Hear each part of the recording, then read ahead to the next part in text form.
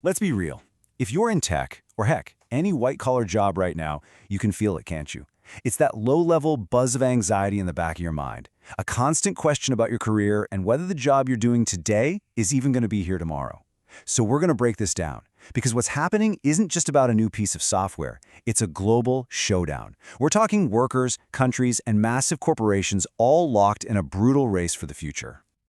For the last couple of years, there's been one boogeyman, right? AI. It's all we hear about.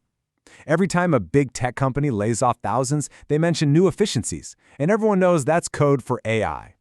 It feels like the robots aren't just coming, they're already here and sizing up our desks. But is that really the whole story? Is AI the only thing we should be worried about?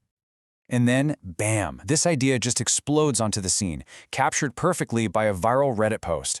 The argument? That the real immediate threat isn't some futuristic algorithm. No, it's the old-school strategy of outsourcing, just supercharged for today.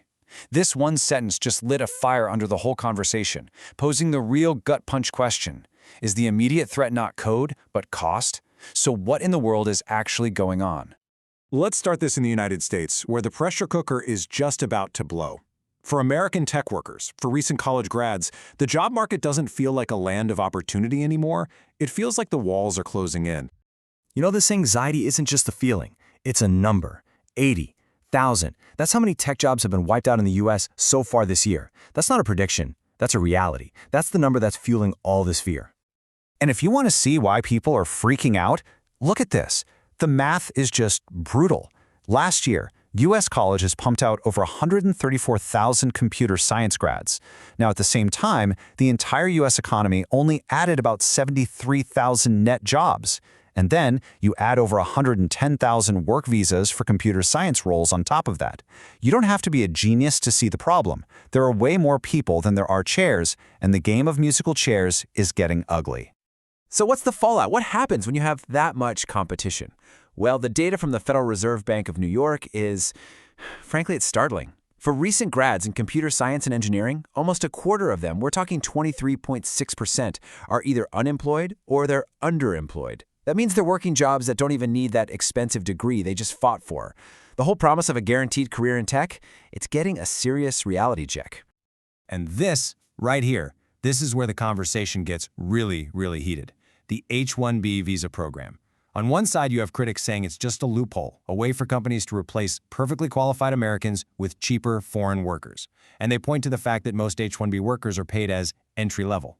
But then, the other side fires back, saying, no, this is how we get the best and brightest minds in the world to come here and grow our economy. And they'll point out that the median H-1B salary is over 100 grand, more than double the median U.S. wage. So which is it? A tool for innovation or a weapon for wage suppression? The debate is absolutely fierce. Okay, so now let's flip the script. Let's look across the globe to India. Because if you think this is a simple story about a source of cheap labor, you are missing a huge, and I mean huge, piece of the puzzle. The country is living a paradox. It's in a flat-out sprint to become an AI superpower, but it's also dealing with some massive challenges at home. And you got to understand, India's ambition here is enormous. It's ranked as the world's second most prepared job market for the future of work. A stunning 59% of companies there are already actively using AI. You have giants like Microsoft pouring billions into the country to train millions of people in AI skills. This is not a country playing catch-up. This is a country making an aggressive, all-in bet that they can dominate the AI future. But all that ambition, all that forward momentum, it smashes right into this. The cold, hard economic reality. Look at the numbers. A senior data scientist. In the US, that job commands anywhere from $110,000 to $160,000 a year. In India, that same role pays the equivalent of $19,000 to $24,000. This is it. This is the simple, brutal math that drives the entire outsourcing industry. That gap is so massive it warps the entire global job market. And hiding behind that salary gap are these deep internal struggles. A massive part of India's workforce is in jobs that are incredibly vulnerable to the very automation they're racing to build. One report estimated only 10% of 1.5 million new engineering graduates would even get jobs this year. Women, who are 35% of the workforce, are often in roles at the highest risk. Plus, you have a huge digital divide in rural areas, and only 15% of workers across all of Asia-Pacific have gotten any AI training. So you see, India isn't just in a race against the world, it's in a race against itself. So we have these two intense stories, right? a squeezed American workforce and an ambitious but challenged Indian workforce. But here's the thing. They aren't separate stories at all. They're two sides of the exact same coin, locked together in a global clash of talent, money, and technology. But just when you think you've got it figured out, us versus them, the data throws a huge wrench in the works. A report found that 62 of the top 100 AI startups in the US were founded by immigrants. And guess who's at the very top of that list? Founders from India, with 23. So this isn't just a story about taking jobs, it's also a story about creating the very companies that are defining our future. And this brings us to the absolute core of what's happening, a phenomenon we're calling the global interlock. What it means is that corporate cost-cutting, global talent pools, and AI automation, they aren't separate trends anymore. They have merged into a single, powerful, interconnected force. Each piece feeds the other, and together, they are completely rewriting the rules of work for everyone, everywhere. And here's the craziest twist of all. The World Bank is now warning that AI, it might not just automate the jobs in rich countries like the US, it could automate the very outsourced jobs that were created in places like India to cut costs in the first place. Think about that. The exact same force that companies use to replace American workers could now be turned on their cheaper offshore workforce. So where does all this go? If it's not a simple battle of AI versus outsourcing, but this complex dance between both, what's the endgame?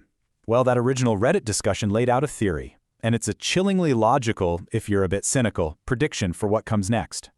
The theory basically outlines a three-step corporate playbook to achieve ultimate efficiency. Step 1. Offshore. You move the jobs from expensive countries like the US to cheaper ones like India. We are deep inside this phase right now. Step 2. Automate. You use all the new AI tools to automate the predictable, process-driven tasks that your new offshore teams are doing. And then, the final step. Step 3. Cut. You reduce those offshore teams, capturing the absolute maximum profit and efficiency gains. It's ruthless, it's logical, and it treats human workers as just another variable to be optimized away. And this leaves us with the final haunting question that just hangs over all of it.